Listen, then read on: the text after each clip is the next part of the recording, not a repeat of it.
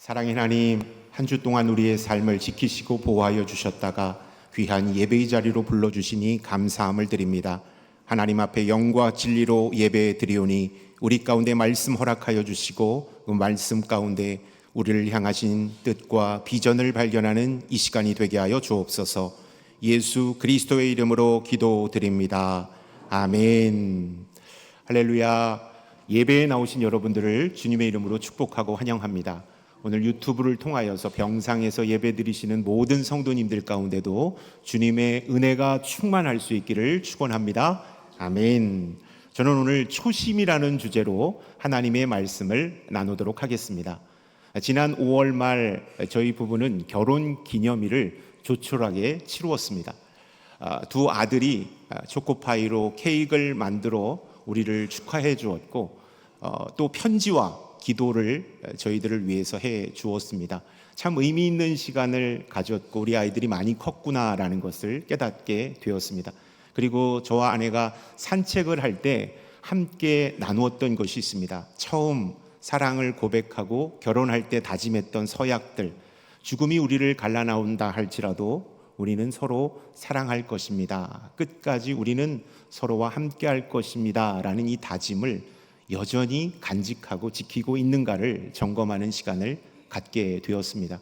부끄럽게도 저희들은 바쁜 일상에 쫓겨 또 자녀를 키우고 양육하느라 그 사랑을 순수히 지키지 못했음을 깨닫게 되었습니다.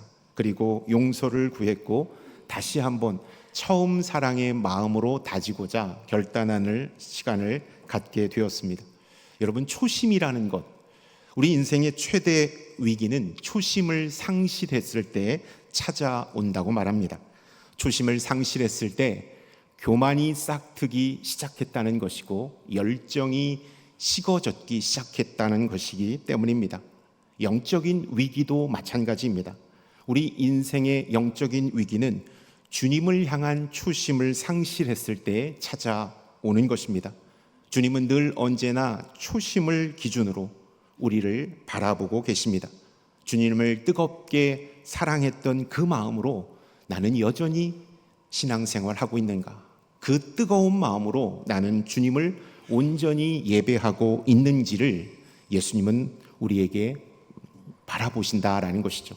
오늘 말씀 속에서도 소아시아 7교회 중 초심을 버려 주님께 책망을 받은 에베소 교회가 등장합니다.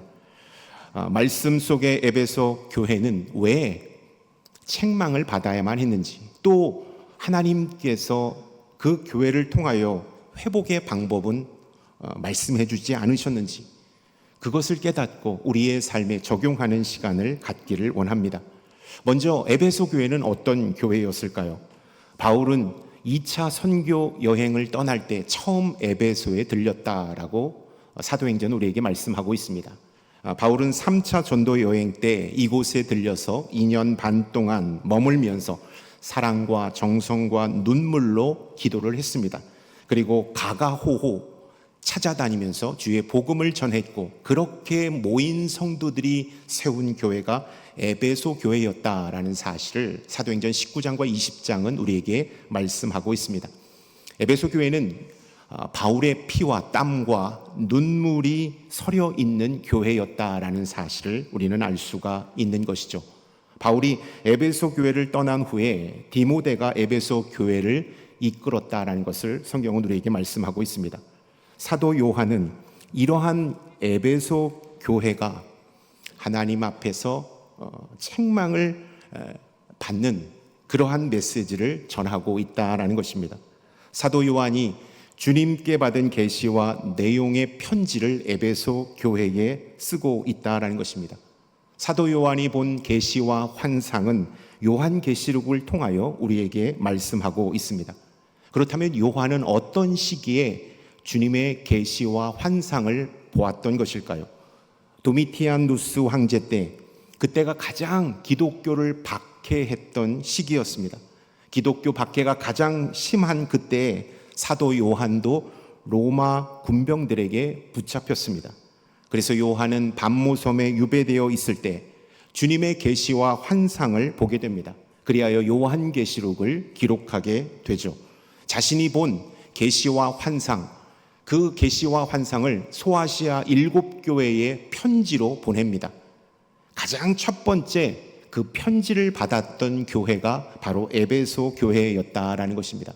많은 7개 교회가 있었지만 지리상으로 가장 가까웠기 때문에 한 100km밖에 되지 않은 그 거리였기 때문에 에베소 교회가 가장 먼저 요한 사도가 본 계시의 편지를 받았다라는 것을 우리가 알 수가 있는 것이죠. 그렇다면 그가 받은, 에베소 교회가 받았던 편지의 내용 속으로 우리가 한번 들어가 보도록 하겠습니다. 2절과 3절의 말씀 함께 읽겠습니다. 내가 내 행위와 수고와 내 인내를 알고 또 악한 자들을 용납하지 아니한 것과 자칭 사도라 하되 아닌 자들을 시험하여 그의 거짓된 것을 내가 드러낸 것과 또 내가 참고 내 이름을 위하여 견디고 게으르지 아니한 것을 아노라. 에베소 교회는 주님께 그 행위를 인정받은 교회였습니다. 에베소 교회는 말만 잘하는 교회가 아니라 행위로, 삶으로 그리스도를 나타내는 교회였다라는 것을 2절은 우리에게 가르쳐주고 있는 것이죠. 말로 전하는 교회는 주님을 알릴 수는 있습니다. 그러나 그들에게 예수 그리스도를 받아들이게 하는 데는 한계가 있다라는 것입니다. 그러나 삶으로 복음을 전하는 교회는 사람들에게 예수 그리스도를 그들의 마음 가운데 심게 하는 능력이 있다라는 것입니다. 에베소 교회는 삶으로 그리스도께 인정받는 교회였습니다. 2절의 앞부분에 보면 내가 내 행위와 라는 말씀을 하고 있다라는 것이죠. 또 주님은 에베소 교회의 수고에 대하여 칭찬하고 있습니다. 2절의 말씀에 보면 내 행위와 수고와 라는 것을 들어서 칭찬하고 있기 때문입니다. 수고라는 말, 헬라어로 코포스라는 단어입니다. 이 코포스라는 단어는 고된 일을 뜻하고 있습니다. 에베소 교회는 적당히 수고하는 교회가 아니라 지치고 고될 정도로 수고를 아끼지 않는 교회였다라는 것을 2절은 우리에게 가르쳐주고 있습니다. 한마디로 말해서 기진맥진할 정도로 주의 일에 열심을 다했던 교회가 에베소 교회였다라는 것입니다. 에베소 교회는 적당히 예배드리고 사역하지 않았음을 우리는 알 수가 있습니다. 한번 드리고 예배 한번 드리는데도, 사역 한번 하는데도 최선의 노력을 다했던 교회가, 열심을 다했던 교회가 에베소 교회였다라는 것입니다. 여러분, 교회 안에서 예배와 사역 잘 하려고 하면, 잘 드리고 잘 섬기려고 하면 한도 끝도 없는 것이 예배와 사역이라는 사실 우리가 잘 알고 있습니다. 그러나 반대로 대충 하려고 들면 그것 또한 쉽게 할 수 있는 것도 예배와 사역이라는 사실 또한 우리는 잘 알 수가 있는 것이죠. 우리의 정성과 에너지를 쏟아붓는 예배와 사역이 있는가 하면 후딱 해치우고 마는 예배와 사역이 있다라는 것입니다. 그런데 주님은 정확하게 하십니다. 우리가 드려지는 예배 가운데 사랑과 정성이 깃들여 있는 것인지, 아니면 대충 예배 드리는 신용만 온전히 드리고 있는지를 주님은 정확하게 아신다라는 것입니다. 예배와 사역의 수고를 아끼지 않고 고되게 섬기는 교회는 주님께서 은혜를 허락하여 주시고 성령의 충만함을 부어 주신다라는 것입니다. 반면에 힘들이지 않고 교회의 사명을 적당하게 감당하는 교회는 멋지고 화려한 예배를 드릴지 모르지만 그 안에 예배의 기쁨과 감격이 없는 것을 보게 됩니다. 단지 해냈다는 성취감만 존재할 뿐 어떠한 은혜와 감격이 없는 것을 보게 됩니다. 우리는 주의 몸된 교회를 위해 수고를 아끼지 아니하고 있는가? 우리 자신에게 물어볼 수 있었으면 좋겠습니다. 또 2절은 우리에게 이렇게 말씀하고 있습니다.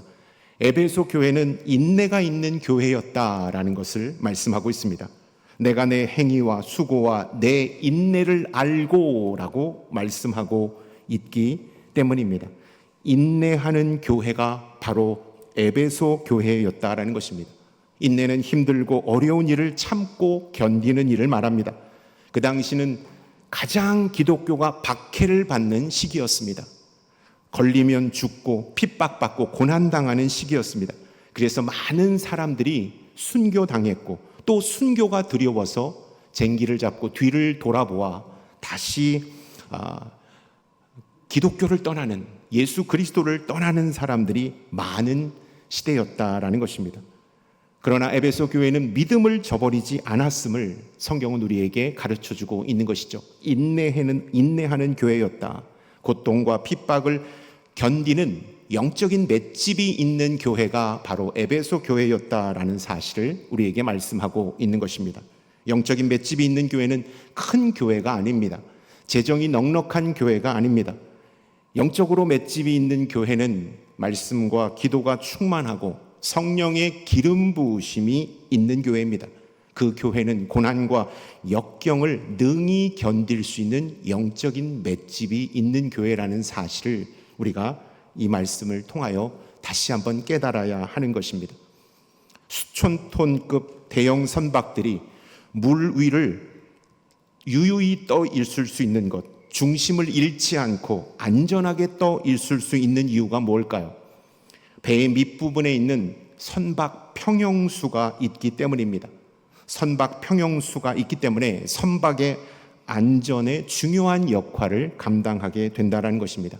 큰 파도와 풍랑이 올지라도 선박의 평형수가 충만하고 제 역할을 감당하면 그 선박은 요동하지 않고 안전하게 항해할 수 있다라는 것입니다. 선박의 평형수가 중심을 잡아주기 때문입니다. 마찬가지로 교회가 고난과 핍박을 이겨내려면 영적인 평형수가 있어야 합니다. 그 영적인 평형수란 영적인 충만함이라는 것을 우리는 기억해야 합니다. 고난과 핍박 앞에서 인내하는 교회는 영적인 충만함이 있을 때 가능하다라는 것입니다. 2절의 말씀을 통하여 우리가 알 수 있는 것은 에베소 교회는 고난과 박해 앞에서 인내할 수 있었다라는 것입니다. 어떻게 그렇게 할 수 있었을까요? 그 교회 안에는 기도와 말씀이 있었기 때문입니다. 에베소의 두란노선에서 바울이 혼신의 힘을 다하여 말씀과 기도로 양육했던 그 영향력이 에베소 교회 성도들에게 있었기 때문에 그들은 고난과 핍박을 견딜 수 있는 힘이 있었다라는 것입니다. 에베소 교회는 열심이 있는 교회였고 또 영적으로 실력이 있는 교회였다라는 사실을 우리는 기억해야 합니다. 4절의 말씀 가운데 이렇게 말씀하고 있습니다. 4절의 말씀을 함께 읽겠습니다. 그러나 너를 책망할 것이 있나니 너희의 처음 사랑을 버렸느니라. 에베소 교회는 엄청난 장점에도 불구하고 첫사랑을 버렸기 때문에 책망을 받은 교회였습니다. 에베소 교회는 주님을 향한 사랑을 버렸기에 예배의 탁월성은 있었지만 뜨거움이 없었습니다. 경건의 모양은 있었지만 경건의 능력을 갖추지 못했습니다. 예배의 열심은 가지고 있었지만 예배의 감동과 감격과 눈물이 없었던 것입니다. 왜냐하면 그들은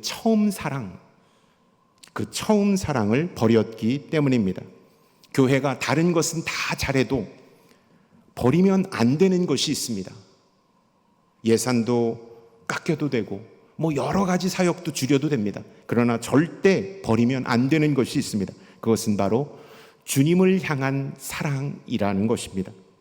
바울은 천사의 말을 하고 예언의 능력이 있고 산을 옮길 만한 믿음이 있고 목숨까지 내어줄 만한 그러한 것이 있을지라도 사랑이 없으면 아무것도 아니라고 말씀하고 있다라는 것입니다.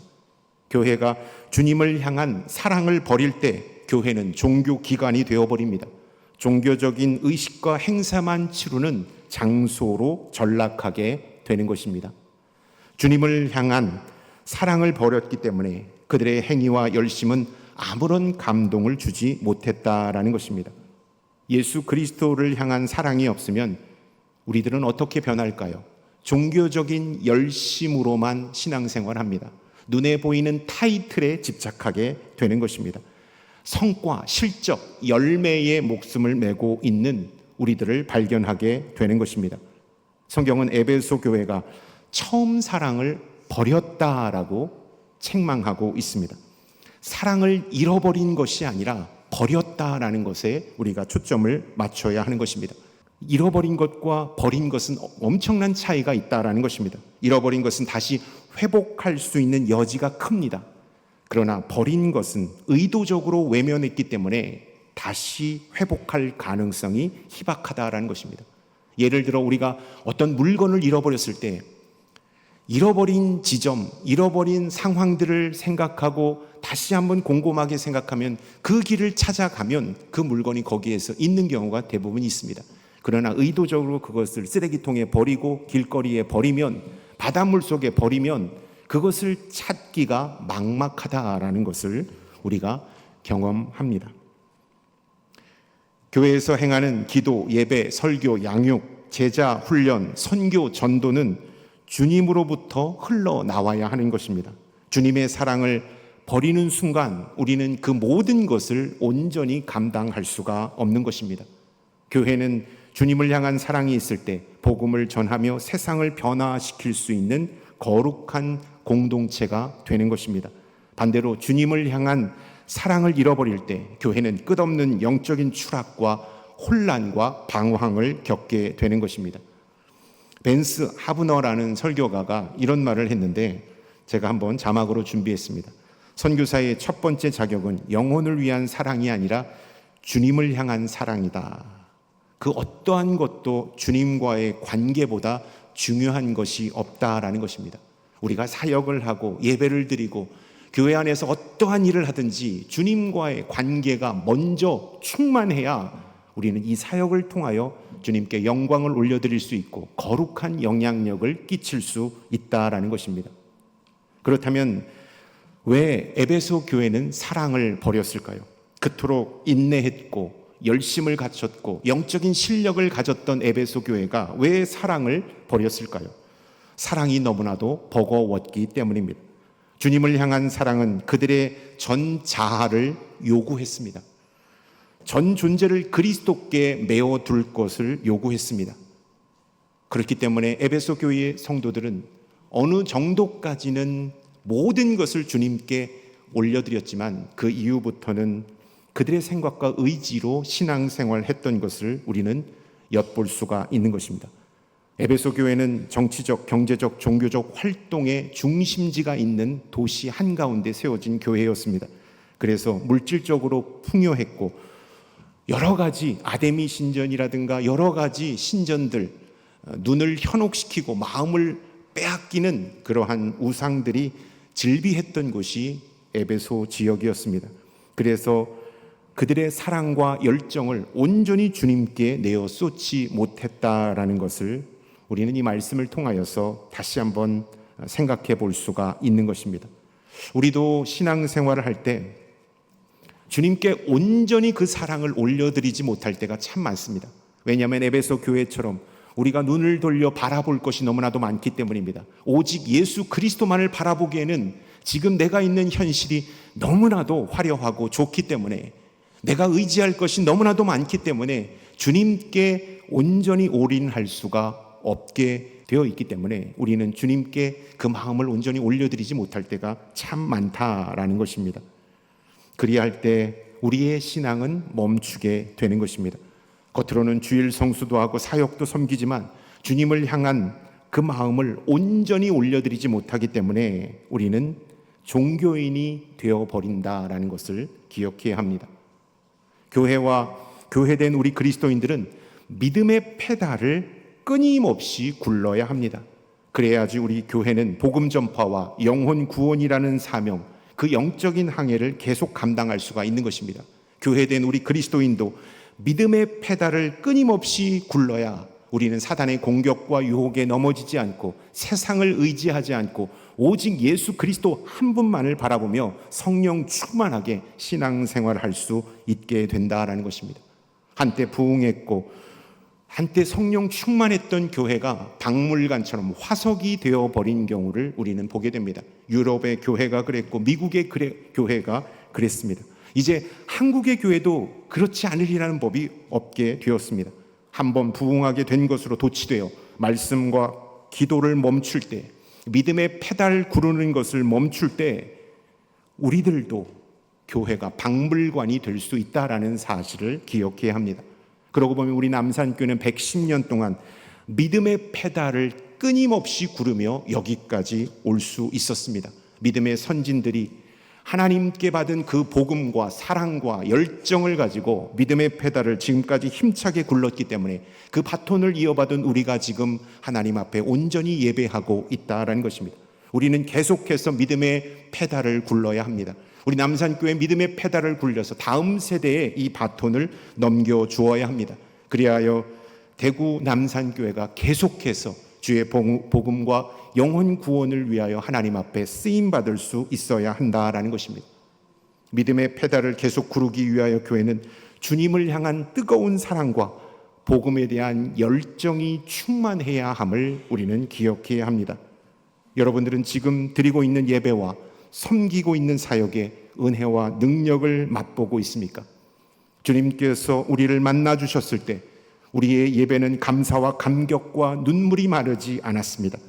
주님께서 나를 구원하여 주셨고 나를 사랑하여 주신다라는 그 음성을 들었을 때 우리는 교회 앞마당만 밟아도 가슴이 뜨거웠고 심장이 요동쳤고 정말로 주님 앞에 온전히 기쁨을 누렸던 그리스도인들이었습니다. 그러나 부끄럽게도 우리는 첫사랑을 버렸습니다.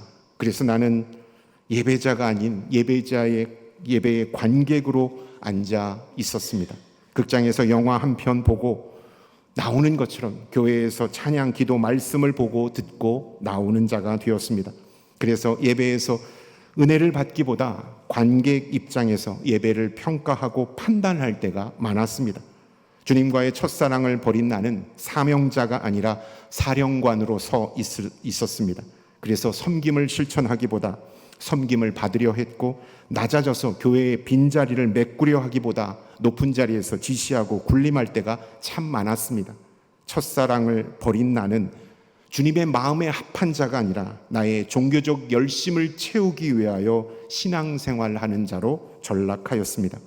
참 무서운 것은 주님을 향한 사랑이 없어도 우리의 열심만을 가지고도 얼마든지 신앙생활할 수 있다는 것입니다. 어느 정도까지는 사람도 속이고 세상도 속이며 열심으로 신앙생활할 수 있다는 사실이 너무나도 무서운 것입니다. 겉으로 보았을 때 우리는 분별할 수가 없습니다. 주님의 사랑 없이 열심히 예배드리고 열심히 사역할 수 있기 때문입니다. 나는 주님을 향한 사랑으로 신앙생활하고 있는 예배자입니까? 나의 종교적 열심으로 신앙생활하는 종교인입니까? 5절의 말씀 우리 한번 읽어보도록 하겠습니다. 그러므로 어디서 떨어졌는지를 생각하고 회개하여 처음 행위를 가지라. 만일 그리하지 아니하고 회개하지 아니하면 내가 내게 가서 내 촛대를 그 자리에서 옮기리라. 요한은 주님과의 첫사랑을 회복할 수 있는 방법을 말씀하고 있습니다. 에베소 교회의 영적인 질병을 진단합니다. 그리고 그거에 합당한 처방을 내리고 있다라는 사실을 5절은 우리에게 가르쳐주고 있는 것입니다. 요한은 에베소 교회가 이 영적인 침체의 위기 속에서 나올 수 있는 방법, 첫사랑을 회복할 수 있는 방법을 능동형 명령법을 통하여 말씀하고 있다라는 것입니다. 5절의 말씀에 나오는 동사들은 다 능동형 명령법을 썼습니다. 이것은 누가 해주는 것이 아니라는 것입니다. 당신들 스스로가 의지적으로 그렇게 행할 때 이 침체된 위기에서 나올 수 있다라는 사실을 말씀하고 있다라는 것입니다. 세 동사를 보면 해결 방법 세 동사를 보면 생각하라, 회개하라, 처음 행위를 가지라고 말씀하고 있습니다. 생각하라는 것은 기억하라는 것입니다. 회개하라는 것은 돌이키라는 것입니다. 처음 행위를 가지라는 것은 그 행위를 반복하라고 말씀하고 있는 것입니다. 이 세 가지를 행할 때 영적인 침체에서 나올 수 있다라고 말씀하고 있습니다. 첫 번째, 우리가 주님과의 첫사랑을 받았을 때를 생각하라고 말씀하고 있습니다. 그때를 기억하라고 말씀하고 있습니다. 여러분, 우리가 과거 행복했던 추억을 소환하는 것만으로도 우리 마음 가운데 힐링이 일어나는 것을 경험하게 되는 것입니다. 마찬가지입니다. 과거 영적으로 바른 삶을 기억할 때 하나님께로 다시 돌아올 수 있는 힘이 된다라는 것입니다. 첫걸음이 된다라는 것입니다. 주님께서 우리에게 찾아와 주셨던 그 사랑을 떠올릴 때, 처음 예수님 주님과의 인격적인 만남을 가졌을 때 나를 사랑한다, 내가 너와 함께하길 원한다라는 그 기쁨과 그 은혜가 충만했을 때를 기억하는 것. 그때 우리는 밥을 먹지 않아도 배고프지 않았습니다. 방금 교회에 다녀왔어도 다시 교회 가고 싶은 마음이 불일 듯 일어났습니다. 주님께 부르심을 받았을 때 아골골짝 빈들에도 어디든지 가겠습니다. 멸시천대 십자가는 제가 지고 가겠습니다라고 고백했던 우리들이었습니다. 우리가 그 풋풋하고 순수했던 그 영적인 시간을 기억하고 감사할 때 다시 한번 이 영적인 침체에서 벗어날 수 있게 된다라는 것을 요한 사도는 말씀하고 있습니다. 두 번째, 자신들의 잘못을 회개해야 합니다. 회개하다라는 헬라어는 메타노이아라는 단어입니다. 이 메타노이아는 뒤에 이후에를 뜻하는 메타와 후회하다, 깨닫다를 뜻하는 노이아가 합쳐진 합성어입니다. 그래서 어떤 일이 일어나고 난 후에 깨닫게 되는 것을 의미하는 것입니다. 회개란 그렇다라는 것이죠. 후에 깨닫게 되는 지식과 깨달음을 뜻합니다. 이 메타는 예수 그리스도를 깊이 만나고 난 뒤를 뜻하는 것입니다. 그렇기 때문에 회개라는 것은 예수 그리스도를 만난 뒤 윤리적인 것이 아니라 삶을 완전히 바꾸는 전인격적인 의식의 전환이 회개라는 사실을 성경은 우리에게 이 메타노이아라는 단어를 통하여 가르쳐주고 있다라는 것입니다. 마음의 진정한 생각과 변화가 회개라는 사실입니다. 회개는 보기 좋게 개조하는 리모델링이 아니라는 것입니다. 완전히 갈아엎어지는, 속사람이 완전히 변하는 리빌딩이라는 사실을 우리는 기억해야 합니다. 주님을 향한 그 사랑을 다시 찾기 위해 우리는 교만했고 나태했고 안일했고 하나님 앞에 온전하지 못했던 것을 철저히 돌이키는 그 회개가 있어야 한다라는 것입니다. 세 번째, 예전 가졌던 복음을 향한 순수한 영성을 반복해야 한다라고 요한 사도는 말씀하고 있습니다. 버렸던 사랑을 기억하고 회개했다면 이제 다시 예수님을 처음 알고 사랑하게 되었을 때 하던 일을 계속 반복하라고 말씀하고 있습니다. 이것은 단순한 행동의 변화가 아니라 우리의 태도의 완전한 변화라는 사실을 말씀하고 있는 것이죠. 우리가 진정으로 기억하고 회개했다면 진정한 삶의 변화를 통하여 행동을 통하여 나아가라고 요한 사도는 말하고 있는 것입니다. 내가 주님을 새벽 제단을 통하여서 만났다면 다시 새벽 제단 앞으로 나아가라. 그 행위를 반복하라고 말씀하고 있습니다. 내가 말씀과 기도를 통하여 주님을 뜨겁게 만났고 은혜 받았다면 말씀의 자리, 기도의 자리로 나아가라고 말씀하고 있습니다. 내가 주의 사역을 감당하다가 주님께 예배드리다가 주님을 깊이 만났고 주님의 사랑 앞에 나아갔다면 그 자리로 다시 나아가라. 계속해서 그 행위를 반복하라고 말씀하고 있다라는 것입니다. 세상은 시간이 지나면 다 변하는 것이고 퇴색하는 것이고 식어지는 것이라고 말합니다.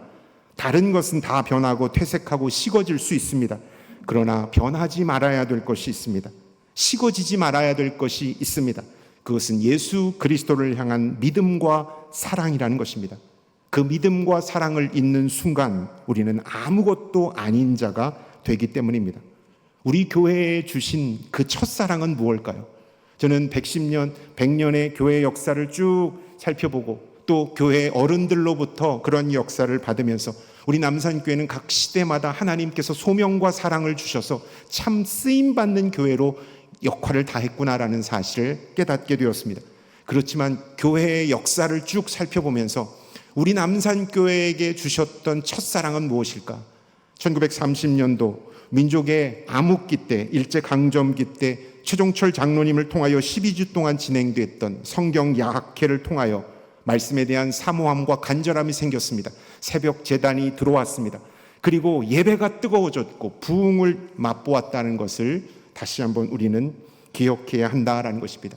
우리 교회가 처음 받았던 말씀에 대한 사모함과 예배에 대한 뜨거움을 다시 한번 회복할 때 하나님께서는 우리 남산교회를 통하여 놀라운 새 일을 행하여 주실 줄로 믿습니다.